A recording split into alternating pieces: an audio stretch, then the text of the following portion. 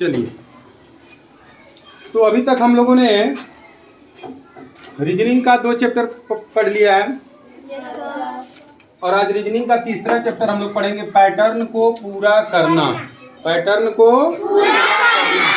Complete the pattern. इसको अगर English में बात करेंगे, क्योंकि कुछ बच्चे इंग्लिश मीडियम के भी हैं, तो इसको हम लोग कहेंगे कंप्लीट द पैटर्न। इसमें होता क्या है कि ये जो चित्र कोई भी होता है, इसमें 4 पार्ट कर देता है, 2 पार्ट कर देता है, चाहे जितना भी पार्ट कर देगा, एक श्रृंखला में देगा, एक कड़ी में देगा उसको, और एक जगह खाली छोड़ देगा।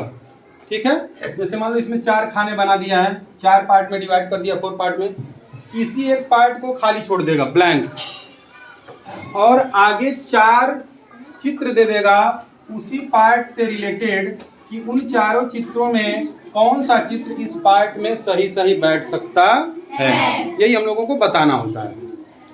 तो इसमें भी बड़ी बारीकी से हम लोगों को देखना होता है, क्योंकि कुछ बच्चे ऐसे होते हैं जो जल्दी जल्दी में हूबहू दिखने वाले गलत चित्र को भी सही करके चले आते हैं और हमारा नंबर कम हो जाता है। ठीक है, आप लोग यहाँ पे देख सकते हैं कि चित्र यहाँ पे बना हुआ है, इसको हम प्रश्न चित्र बोलते हैं। क्या बोलते हैं? प्रश्न चित्र या प्रश्न आकृति, इसको हम लोग बोल सकते हैं। ये क्या है? प्रश्न चित्र भी बोल सकते हैं या फिर प्रश्न आकृति भी इसको बोल सकते हैं। इसको उत्तर आकृति या उत्तर चित्र भी बोल सकते हैं। उत्तर आकृति या चित्र भी बोल सकते हैं। ठीक ना, ये प्रश्न आकृति हो गई और ये उत्तर आकृति हो गई। उत्तर आकृति में देखिए 4 ऑप्शन दे दिया है, A, B, C और D। A, B, C और D 4 ऑप्शन यहाँ पे दिया हुआ है। पूछ रहा है कि यहाँ पे जो है क्वेश्चन मार्क दिया है, क्या यहाँ पे क्वेश्चन मार्क वाली जगह पे कौन सी आकृति सेट बैठेगी। इस आकृति को हम यहाँ पे रख देंगे तो हमारा ये जो पैटर्न है ये पूरा हो जाएगा, कंप्लीट हो जाएगा।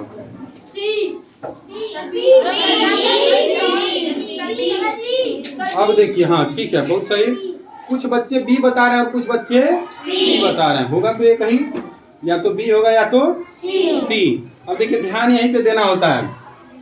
जब तुम लोग इसको बारीकी से देखोगे तो ये जो इसमें तो एक सिंगल सिंगल लाइन है दोनों में, है ना, इसमें भी सिंगल है, इसमें भी सिंगल है, इसमें डबल लाइन है। तो देखोगे कि डबल लाइन में जो है, जो दूसरी लाइन है, ये आधे के उधर दिया है कि आधे के इधर दिया है। कार्नर से कार्नर पहली लाइन है ना, पहली लाइन कहाँ से है? कार्नर से कार्नर। तो इसमें देखेंगे कि पहली लाइन कार्नर से कार्नर, इसमें भी कार्नर से कार्नर। अब जो दूसरी लाइन है वो हम देख रहे हैं कि वो अंदर की तरफ दिया है। पहली लाइन कार्नर से कार्नर पे दिया है और जो दूसरी लाइन है वो अंदर की तरफ दिया है। दिया है कि नहीं दिया है? तो इसमें भी हम क्या करेंगे, एक लाइन कार्नर से कार्नर मिलाएंगे कि नहीं मिलाएंगे, और दूसरी लाइन इसके अंदर मिला देंगे। दूसरी लाइन कहाँ आएगी? इसके अंदर आएगी। तो अंदर वाले में बी वाला दिख रहा है कि सी वाला दिख रहा है? बी वाला दिख रहा है ना, क्योंकि अगर हम देखेंगे कि कार्नर से कार्नर सी वाला है तो ये उसके बाहर हो जा रहा है, दूसरा वाला हो रहा है कि नहीं हो रहा है? और इसमें कार्नर से कार्नर है और दूसरा वाला इसके अंदर की तरफ है, तो यही वाला ऑप्शन सही हो जाएगा। तो ऑप्शन नंबर 20 का क्या हो जाएगा? सही हो जाएगा। जितने लोग सी बता रहे थे उन लोगों को बात समझ में आ गई? सी वाले जो सी बता रहे थे, बात समझ में आ गई बेटा? क्यों होगा बी समझ में आ गया? तो इस तरीके से देखना, इसको इतनी बारीकी से जब देखोगे तब तुम्हारा रीजनिंग में एक भी गलती नहीं होगा। तुरंत सोचोगे तो गलती हो जाएगा। रीजनिंग ऐसा सवाल है कि अगर इसमें जल्दीबाजी किए तो गलती हो जाएगा और तुमको लगेगा मैं सही करके आया हूँ, और घर पे जब मिलाना शुरू करोगे एक 1 बाई 1 तो सिर पे हाथ रख लोगे और कहोगे कि इतना ज़्यादा कैसे गलती हो गया हमारा। तो बिल्कुल बारीकी से चेक करना है। बात समझ में आ गई? तो इसका ऑप्शन नंबर कौन सही हो जाएगा? बी। इसमें किसी को कोई संदेह, किसी को कोई दिक्कत? तो आगे बढ़े। चलिए, बहुत सही।